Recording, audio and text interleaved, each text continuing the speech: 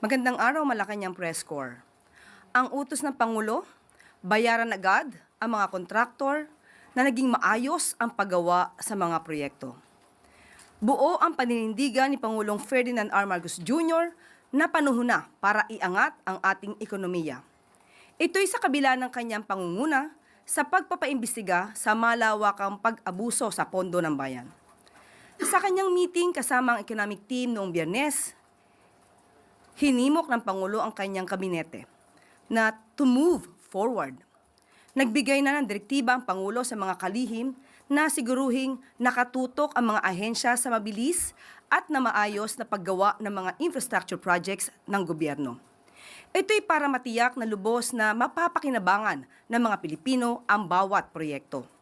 Ipinag-utos na ng Pangulo na siguruhing mababayaran ang mga kontraktor na maayos na tumutupad sa kanilang mga kontrata.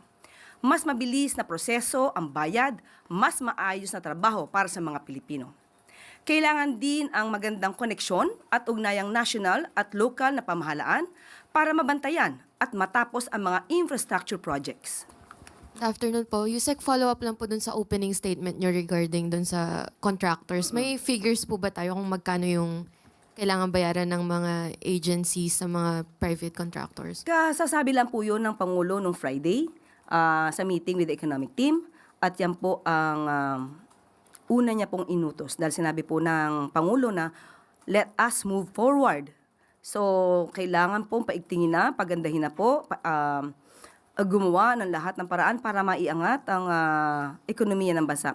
At isa po ito sa inuutos ng Pangulo na mabayaran na po ang mga kontraktor na naging maganda at hindi naging pasaway ng mga kontraktor para sa bansa.